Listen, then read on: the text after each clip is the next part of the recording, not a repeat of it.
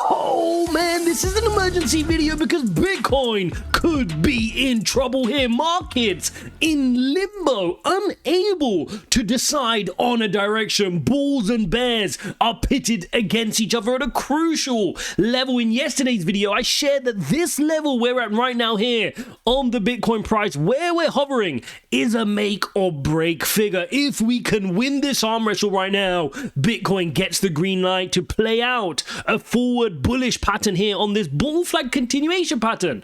But if we get rejected, could this move see us tumbling back down towards $50,000? I'm going to break down in detail the Bitcoin technical analysis, plus what I'm seeing in the charts and what that means for your altcoins and your trades. If you appreciate this type of content, don't forget to smash the likes. Do not forget to subscribe. If you want to trade with me, check out the link to my Telegram community. It's the very first one in the description. But also, trade with me. I'm currently using Bybit. There's a link in the description which gives you up to $30,000 in bonuses. Just click the link, get yourself signed up. It's a great exchange. Also, if you're in a region which doesn't allow you to use Bybit, check out BITFLEX or Mexi, two other amazing exchanges with some great bonuses as well. Check those out, link in the description. Get yourself set up. Practice trading, use some lunch money. I mean, at the end of the day, we all started somewhere, right? When I started trading, I started with paper trading first. Then I started putting in really small sums of money, literally my lunch money, and then you grow and grow and grow, right? So everybody has to start from somewhere. So Bitcoin sitting here. And what's the main worry here? If you look at this is a bullish move. You enter a consolidation pattern. Fine. That's not the concern. The concern is we touch a high, we come down, we touch a slightly lower, we kind of spend some time there, and now we're weak here. So what we're almost doing is we're kind of curling over. We're not showing, real strong intent here with higher highs and higher lows. So, we need to be very cognizant of the fact that if we curl over here without working our way to the top of the channel, that's a problem, okay? This is okay. This one is okay because you can still be consolidating for a while. This is not okay. Getting rejected from the center line here is not okay for Bitcoin. It basically says that the bears win this battle because the bears push us down, they rest for a bit, and they push us down again. We don't want to see that because a breakdown of this pattern could see us work our way back down to support, which sits here. It sits all the way here about $51,000, which you can imagine would be extremely painful. Now, what is going on in this market? Well, we need to take a step back just to understand the context of what's going on. If you remember before the Bitcoin halving and before the Middle East tensions, I was making videos saying, guys, this is getting a little bit worrying, right? We got kind of poor economic data. Sorry, by poor, I mean it was good economic data, but that's not good for inflation, right? Which meant that we were going to see less rate hikes or potentially see them delayed. And that's going to be a problem for markets. Markets need Jerome Powell to get on with the rate cuts. They had already priced in 3 this year. So this is going to be the key narrative now of this market, is trying to decide, do we want to be bullish or do we want to be bearish? The volatility from the Bitcoin halving is gone. The volatility from the BTC spot ETF from January is now gone, right? We've had the Middle East tensions, that's kind of settled. Now, traders and investors are sitting there saying, which way do we want to go here? And so if you look at the traditional market has started off strong this week, which is a good sign. Pre-market is showing that the NASDAQ is still up. Tesla had good earnings yesterday, which is helping. And that is showing that 3 days in a row now, traditional markets have been green. So hopefully what happens here is Bitcoin says, you know what? We're just going to follow the traditional market. If the market's buoyant and risk on, we will rotate risk on. But then there's a slight problem. And the problem is that the dollar index is not showing complete weakness right now. This video is brought to you by StakeLayer. Revolutionize your Bitcoin investments with StakeLayer, the cutting-edge platform dedicated to maximizing your returns through innovative restaking technology. With StakeLayer, you can enjoy a user-friendly interface, unmatched security to protect your investments, and transparent processes without hidden fees. Their mission is to make Bitcoin earnings accessible, profitable, and secure for investors worldwide. Ready to take your Bitcoin to the next level? The link is in the description to get started with StakeLayer today. And remember, as with any crypto project, please do your own research. It is showing some signs of curling over, which is great, right? You can see this it's kind of just stalling after a nice move up here, but we need to send it to the downside. If dollar index can go to the downside, If traditional markets can be green and Bitcoin can be green, then altcoins will do well as well. But until then, we've got to be very cognizant of the pattern we're forming. We don't want to break down from this bull flag and start working our way down towards 50. Now, another way to look at this in terms of some of my concerns is looking at the EMA indicator. And again, if you've taken my TA course, ijazcrypto.com/TA, you'll know exactly how to use these indicators. What does it show? 2 days ago on this candle here, we managed to close above our daily EMA ribbon, which is really good. Having spent a couple of days below it, we managed to get back up. That's really, really bullish. But what did I say at the time? I said we need the next candlestick to be green. That is also known as a confirmation candle, right? If you've just closed above it and then the next candlestick opens up green, you have confirmation of a nice bullish move above your EMA ribbon. But we haven't had that. We had a red day yesterday. It wasn't crazy red, it was down 0.65, but it was a red day nonetheless. And today, we're another red day so far. Down, again, not too crazy, down 0.6. And so the question now is going to be, is this just a retest? And can we get a nice big green bullish candle maybe tomorrow or even later today, right, on the second half of today's candle? Then we're going to get a nice bounce of this EMA ribbon.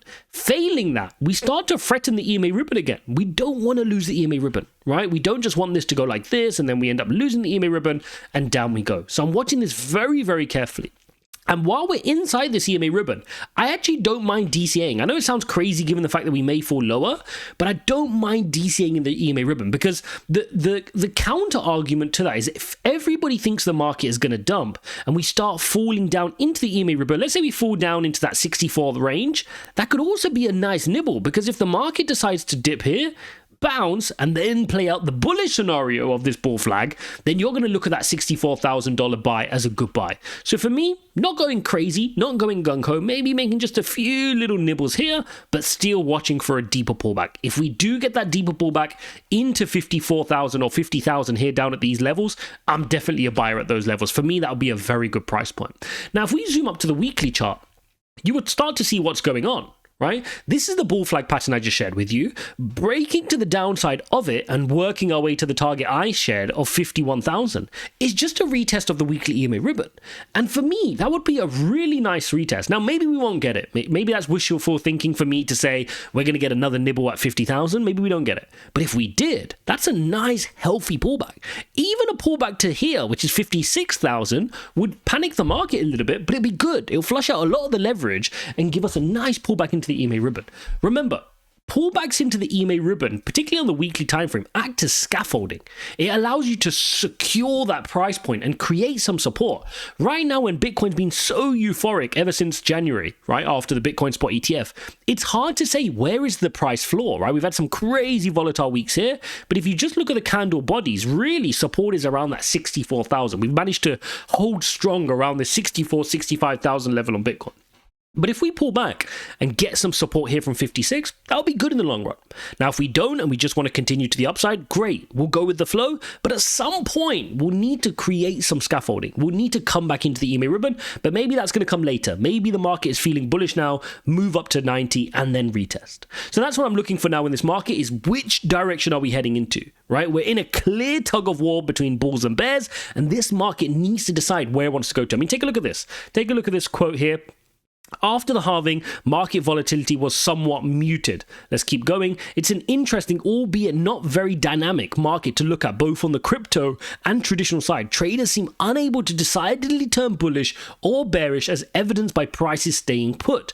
On the flip side, and on a maybe more bullish side, the pullback we saw last week, which was intently caused by some leverage long liquidations, has probably cleared some froth and left us sitting at a respectable level with some committed capital. Good point. Right? Good point. It's flushing out that leverage and it's allowing us to have more sustained pump to the upside. Now, you are seeing some green in the market, right? We're still seeing certain altcoins green, but they're typically meme coins. I mean, if you look at H-bar here, H-bar is moving based on the news. This is a token I've been covering for many, many years. You guys can see, go back and see some of the earlier videos I posted on H-bar. It went up over 100% yesterday and then fell about 25% post the news. So what happened with this was, there was a new kind of tokenized version of BlackRock's ICS US fund launched on Hedera. And so the price initially went crazy because everyone was like, oh no, they're partnered with BlackRock. But then what people started to then see, and I think Cointelegraph and Coindesk posted it as well, was that no, this isn't linked specifically to BlackRock.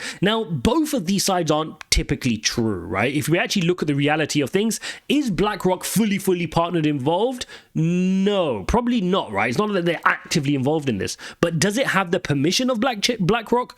Probably yes. I think, and again, I'm just kind of theorizing here, it'll be very difficult for Arcax here, the CEO Graham, who's also active on Twitter, it'd be very difficult for him to go ahead and get this all set up without at least permission from BlackRock that we're going to go and tokenize your fund, right? So kind of a little bit of clickbait, a little bit of kind of sensationalism, but I think the truth is somewhere in between. It is bullish news for HBAR. Is it as bullish as, BlackRock are super kind of tied into this as a big partner? Probably not, but are they tokenizing the fund? Yes, it's a big step, right? So we're seeing HBAR kind of benefit from that move as well. But apart from that, it's kind of meme coins, right? Bonk is still moving with, we saw Pepe having a nice move yesterday. We saw Floki as well. So it seems to be a meme rotation, which normally tells you there's a bit of froth in the market, right? So when you look at that, when you look at the crypto fear and greed index still at 72, maybe we're due a little flush out. And by flush out, I don't mean just kind of these little wicks. I mean like a big pullback into kind of, a couple of days, maybe a week or two of pain, kind of pushing us into 56. Maybe we don't get it. Maybe that's wishful thinking from me, but that's what I'm getting prepared for. Nobody ever got upset taking an umbrella and then it being sunny, right? It's better to be prepared than not to be prepared. So for me, being prepared with a plan for a pullback and then we don't get a pullback, who cares? But I'd rather be prepared. I don't want to be caught off guard with a move here down toward 56, which could panic the market. Hopefully you enjoyed this video, guys. If you want to trade with us, check out the links to Bybit, Mexi, BitFlex in the description. You also support the channel when you do so, but also you're going to get some amazing trading bonuses. So make sure you check those out. Thanks for watching, and I'll see you in the next one.